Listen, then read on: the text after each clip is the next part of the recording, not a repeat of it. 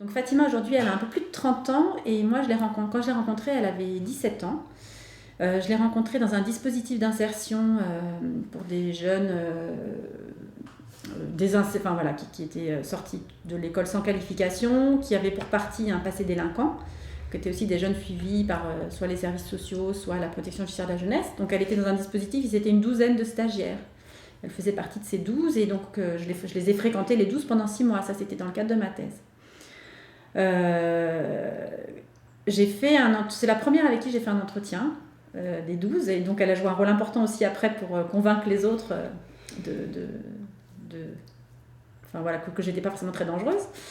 Donc elle a joué un rôle important dès le début et on a fait au cours de ce premier entretien qui a duré 3 heures, j'ai appris que non seulement elle avait ce passé délinquant et un suivi éducatif, ça je le savais déjà, mais elle m'a aussi beaucoup parlé d'une expérience qui avait été très traumatisante pour elle et en même temps très constructive. Elle était passée par l'hôpital psychiatrique en fait. Donc elle en était sortie 6 mois avant. Et dans un service psychiatrique pour adolescents. On a beaucoup parlé de ça aussi, de cette relation aussi avec le psychiatre qui l'avait suivi. Mais bon, ça c'était assez ponctuel à ce moment-là. Mais je pense qu'il y a eu quelque chose d'assez fort entre nous deux, parce qu'en fait, elle a orienté la suite de ma trajectoire de chercheuse, parce que donc, j'ai fini ma thèse sur la question de la délinquance et du travail des éducateurs, et voilà.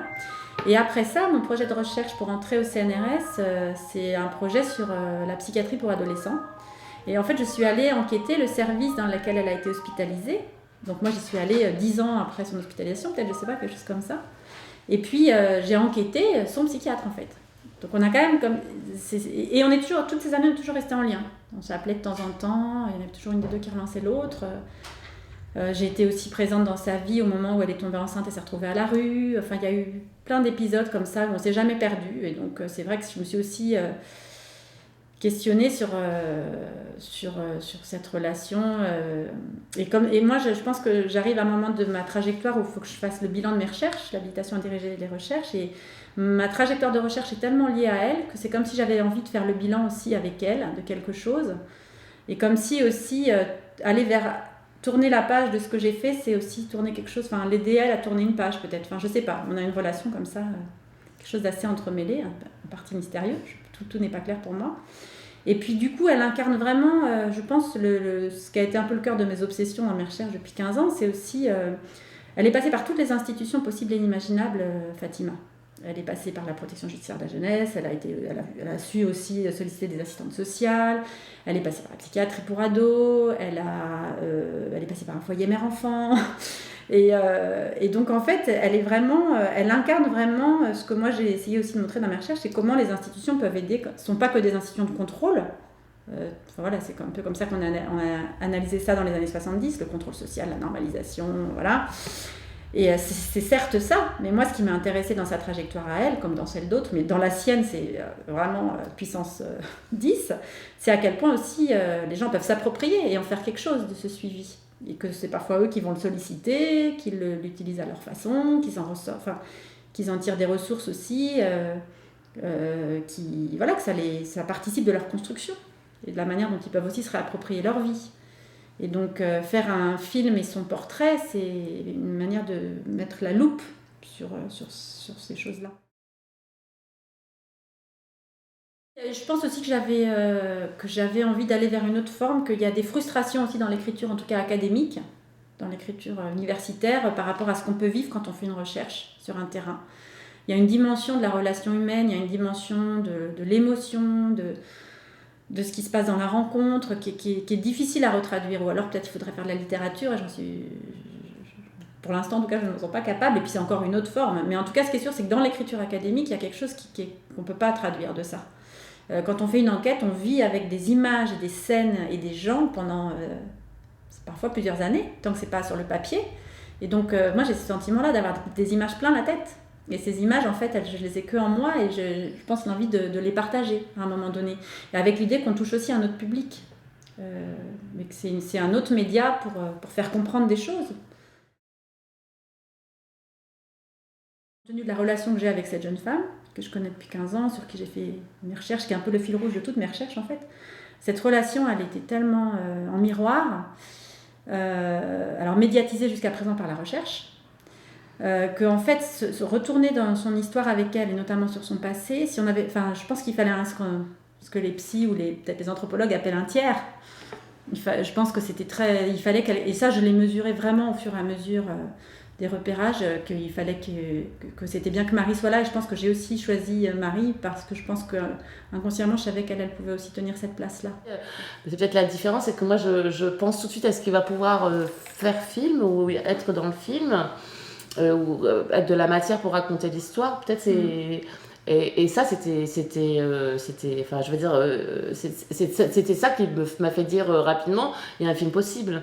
Parce que retracer un parcours de vie, puisque c'est ça, hein, l'idée du film, c'est de retracer cette dizaine d'années comme ça, depuis le moment où Fatima part vraiment en vrille jusqu'à maintenant où ça va. Enfin, en tout cas, les années comme ça charnières où elle aurait pu aller beaucoup plus mal et finalement elle a été plutôt toujours mieux. Moi, c'est quelque chose qui est très important pour moi dans tous mes films, de construire la relation avec les gens que je filme, de manière à ce qu'ils puissent aussi s'approprier quelque chose de ce travail qui est quand même... qui a une certaine violence toujours, hein, mais une caméra dans la vie des gens, enfin moi je pense qu'il y a une forme de... Enfin c'est pas un acte simple, c'est un acte... Il y a une inquisition, enfin c'est une petite violence à ça, et donc pour moi c'est toujours très important que le projet soit compris par les gens qui vont être filmés, et que donc ils puissent s'en approprier quelque chose. Donc je pense que c'est peut-être aussi pour ça qu'on s'est entendu, enfin c'est que... Peut-être t'as senti que moi j'avais aussi du respect pour les gens que je filmais, enfin qu'il y avait quelque chose qui se construisait humainement. Enfin, moi, on a commencé par se voir, par parler de ce qu'on voulait dans ce film, en prenant des notes, en écrivant chacune un peu de notre côté, en s'envoyant des textes, des choses comme ça. On a fait des repérages ensemble, donc ce qu'on appelle repérage, c'est pas avec la caméra, mais donc on a été voir Fatima plusieurs fois ensemble, on a vu un éducateur qui s'est occupé d'elle, ça sans elle, le psychiatre à la fois sans elle et avec elle. On est retourné dans le foyer mère-enfant chercher les archives, enfin le dossier. Donc ça, on y a été avec elle sans caméra, mais parce que, enfin, je pense que, en tout cas, elle avait envie qu'on l'accompagne. Oui.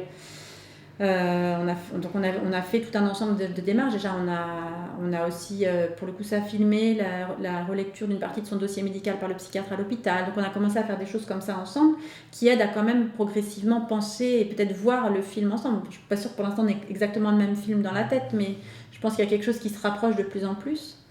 Donc c'est par une écriture pure. Puis là, Marie commence aussi à chercher des images pour essayer de dégager une esthétique. Donc petit à petit, il y a quand même quelque chose comme ça qui se partage. Et puis quand on est retourné sur les lieux, donc on a des lieux en tête communs aussi maintenant.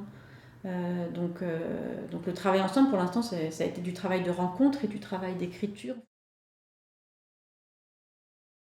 Moi là, j'étais un peu mal. Hein.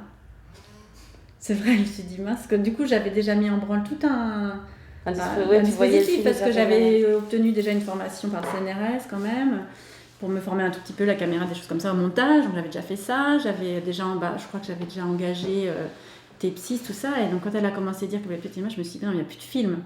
Et c'est là Marie a dit mais si. Donc je te laisse dire toi comment tu as vu les choses. Mais... effectivement ça m'a obligée à repenser le film complètement. Et en même temps, moi, il y avait un truc difficile, c'est toujours aussi une question de place, hein. Enfin, je se connaissais depuis longtemps et j'allais faire là-dedans, tout ça. Et on en parlait quand même déjà, mais elle est où ma place, pourquoi tu le ferais pas toute seule, mais tu peux pas... Enfin bref, c'est compliqué. Et quelque part, là, ça devenait plus clair, on allait construire un film, quoi. C'est-à-dire le fait qu'elle soit à l'extérieur, et il fallait repenser une forme. Et on a mis du temps à la trouver. Elle n'est pas simple à trouver, évidemment, c'est difficile. Mais ça me paraissait plus intéressant. Et puis, tout de suite, c'est vrai que j'ai pensé que ça allait être super intéressant. Et je savais que ça serait difficile. On a mis en place un dispositif aussi où il y a un peintre qui fera des images d'elle. Enfin, il s'agit qu'elle soit incarnée quand même pour le film. Mais elle va être incarnée comme une figure et non plus comme une personne précise. Et ça, je trouve que c'est très intéressant. C'est-à-dire qu'en fait, je pense que le parcours de Fatima, qui est un parcours complexe, hein, mais qui est... Enfin, l'éducateur nous l'a dit aussi, enfin, le psy, ils ont vu passer des gens beaucoup plus problématiques qu'elle. C'est un parcours entre guillemets soft pour quelqu'un qui a une adolescence délictueuse. Elle se retape assez vite, elle reprend pied assez vite, elle se fait vraiment mal, mais elle remonte sur la rive très régulièrement, quoi. Donc je pense que ça pourrait être, des fois je dis ça à Isabelle, ça lui plaît pas, mais ça pourrait être le parcours de n'importe laquelle d'autre, enfin de plein de ces jeunes femmes. Et le fait qu'elle soit pas à l'image, je trouve que ça permet qu'on se dise, ah bah oui, je sais pas, la petite jeune fille qu'on croise à côté, elle pourrait avoir vécu quelque chose comme elle. Donc je trouve que ça ouvre, ça ouvre l'empathie bizarrement. Ça peut... Un film, c'est pas seulement enregistrer du réel. Ce que je veux dire, c'est que quand tu dis, comme tu mets un dictaphone, tu gardes une trace, mais tu sais très bien que ça sera une trace que tu vas complètement transformer après dans ton écriture. Donc, et un film, c'est pas juste enregistrer du réel. C'est peut-être aussi des fois comme ça où quand tu dis, on pourrait tourner maintenant, et je te dis non, on n'est pas prête à tourner. Parce que un film, ça se construit avec un point de vue, avec un dispositif, avec une manière dont on sait qu'on va raconter l'histoire. Et moi, je fais vraiment du cinéma du réel, donc je filme au milieu des gens. Et donc, je filme de la réalité. Mais c'est réfléchi avant, quoi. C'est pas juste capter du réel. On a construit un point de vue, on a construit une ligne directrice, on a construit tout un tas de choses qui font qu'on va choisir filmer ci ou filmer ça. Voilà, dans une journée, moi je peux passer une journée avec les gens qui sont les sujets de mon film et ne filmer qu'une demi-heure parce que ce qui reste de la journée ça rentre pas dans ce que j'ai envie de raconter moi. Donc je parle de ça souvent et j'enseigne aussi un petit peu. C'est parce qu'on pense que voilà, c'est du documentaire, on peut faire un film en filmant l'objet de ses recherches et peut-être qu'on peut, hein, je suis pas en train de dire que... Mais en tout cas, ça se pense un film, c'est pas juste d'être en endroit et puis mettre sa caméra, quoi. Ça, voilà. Donc tu peux filmer. Après, il y a des grands réalisateurs comme Wiseman qui font pas de repérage et qui savent que d'un temps X à un temps X, ils vont faire leur film dans un lieu. Mais néanmoins, c'est des gens qui ont pensé à construire leur regard avant. Qui n'ont pas pensé, qui travaillent à construire leur regard. Donc c'est pareil, ils vont pas filmer tout et ils vont pas filmer pour filmer au moment où ils sont là.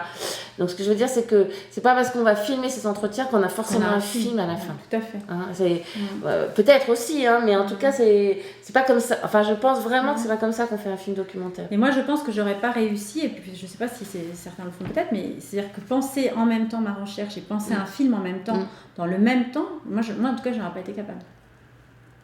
Il aurait fallu faire un choix, quoi. C'est pas la même disponibilité, c'est pas le même, c'est quand même pas tout, c'est pas tout à fait le même regard, je pense. Je cherche pas la même chose. Alors on a trouvé un producteur. Qui est Les films du Zèbre, une petite boîte de production sur Lyon. Et puis eux, du coup, ont obtenu, comment ça s'appelle exactement, une aide au développement du conseil régional Rhône-Alpes. Donc ça, voilà, on était contente. C'est l'idée qu'à un moment donné, on arrive quand même, parce que c'est des histoires de désir, quoi, ces histoires de films. Et puis moi, c'est très nouveau pour moi. C'est tellement long. Et il faut réussir à vraiment embarquer les autres avec soi, quoi. Donc quand petit à petit, il y en a d'autres qui ont aussi envie, parce que c'est l'envie qu'un film existe. Donc il y a eu les producteurs déjà, qui sont 2 et donc ont eu envie que ce film existe avec nous. Puis après, quand il y a une aide, ça veut dire que d'autres gens encore ont été suffisamment convaincus pour avoir envie que cette chose aboutisse, quoi. Donc voilà, donc on en est là. Et là maintenant, ils vont tenter de voir si le CNRS Images accepte d'être coproducteur. Il y a plusieurs façons d'avoir un soutien du CNRS Images, mais une des manières, c'est aussi ça passe directement par les producteurs. Donc ça, moi, je m'en occupe pas. Et puis après, il faut qu'ils trouvent un diffuseur. Donc c'est une chaîne de télé. Donc là, on part pas sur les grosses chaînes.